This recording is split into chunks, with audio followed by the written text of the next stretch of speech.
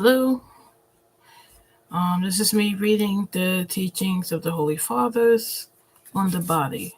This is from Nikodemos Orthodox Publication Society in New York. The first, we have the introduction.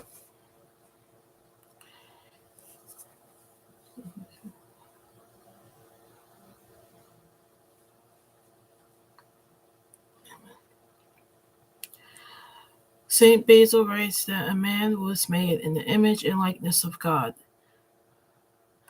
But the beauty of this image was marred by sin, and the soul dragged down to passionate desires. God who made man is true life. Therefore, since man has lost his likeness to God, he no longer participates in true life.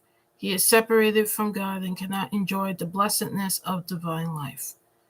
Let us return then and adorn ourselves with the beauty of God's image through the quieting of the passions.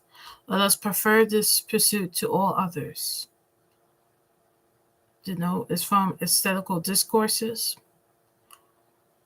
This restoration of man is the main theme in all patristic writings. Many men are intensely aware of something wrong with their lives. They sense that there must be something better, something higher than what we see around us today. A recent popular song truly captures the mood of our civilization. Speaking of life, the song asks pleadingly, "Is that all there is?" The lyric of the song suggests that we drink and dance in a pathetic imitation of merriment. The pain of having to live with unanswered questions about life has become so great that men escape this distress by imagining that there is no life after death and no personal God to love and serve. Thus, if this world is all that there is, it follows that one ought to be as comfortable as possible until death draws a final curtain on the whole unhappy drama. It is this very man-centered, body-centered view of life, what both sacred scripture and the church fathers call carnal, which prevents individuals from finding the truth about themselves. It is an outlook which absolutely must be abandoned if one is to break out of the cycle of oppressive and limiting selfness. St. Paul spoke of wishing to be delivered from the body of this death.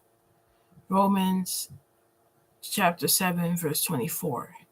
Because an exaltation of the body is the foundation of a man's great unhappiness. So it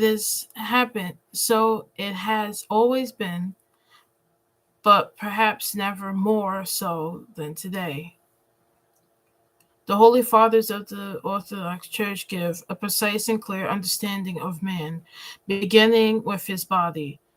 It is a doctrine and a philosophy not found anywhere else, completely unique and therefore remarkably fresh.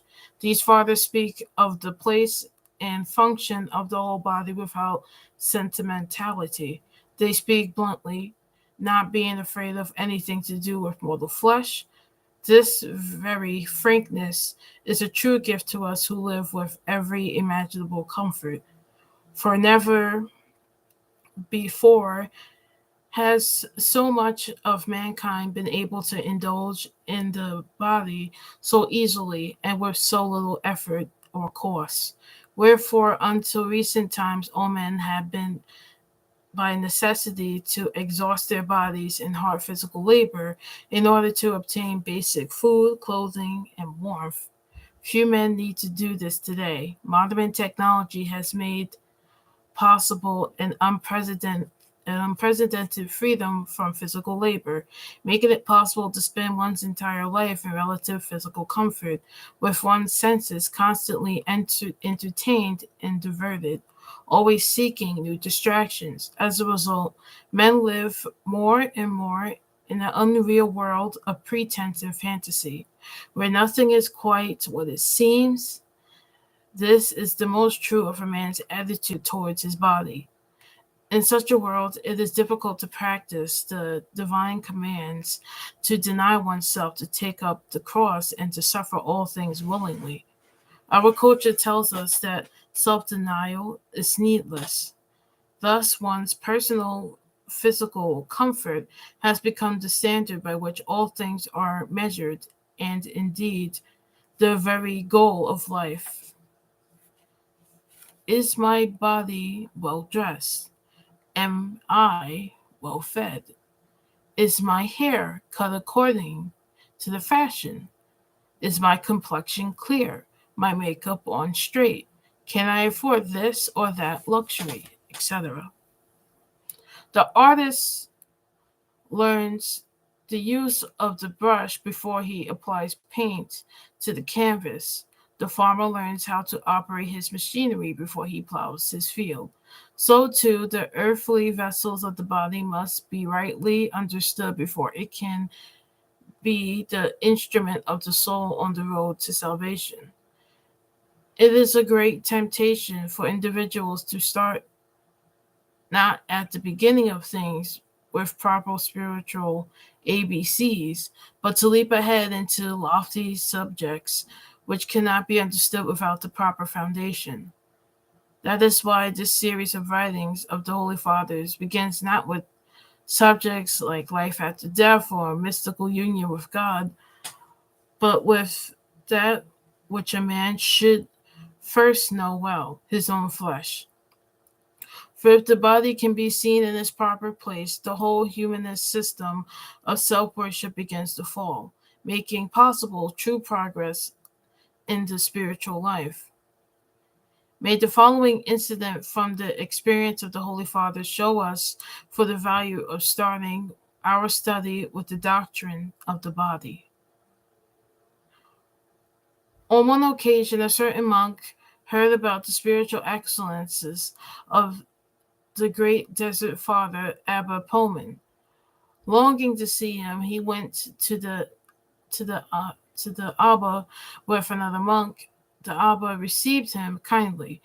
Then the stranger began to speak to Abba Pullman concerning spiritual and heavenly things, but he saw that Abba Pullman would not speak to him, but turned his face away. The monk was grieved by this. He went outside and said to his brother who had brought him, "In my opinion, I have toiled in vain in coming all this way to see this elder, for behold, he refuses to speak to me." The second brother went into the Abba and asked him why he would not speak to the monk. Abba Pullman said, "He spoke of things which are above heavenly things, but I can only talk about the things of the earth. I know nothing of spiritual matters." Then that brother went forth to the monk and related what the great Abba had said. Immediately the monk repented and came to the old Abba and said, "Father, what shall I do that I may bring into subjection the passion of the body?" The elder looked upon him gladly and said, "Now you are welcome. Open now your mouth on such matters as these, and I will fill it with good things." The monk, having been greatly helped and having gained benefit, said, "In very truth, this is the way of truth."